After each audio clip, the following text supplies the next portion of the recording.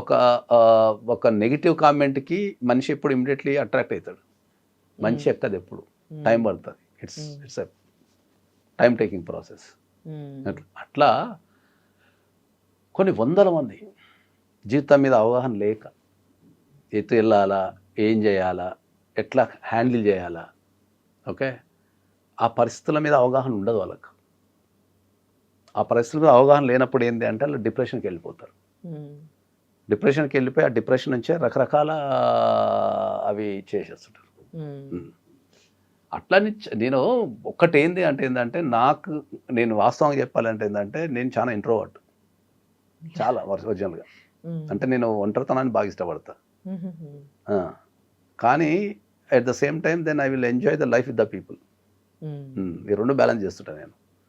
అట్లా కొన్ని వందల మందికి మనము పర్సనల్గా నిలబడి వాళ్ళ జీవితాల్లో నిలబడి సాయం చేసిన సంఘటనలు చాలా ఉన్నాయి.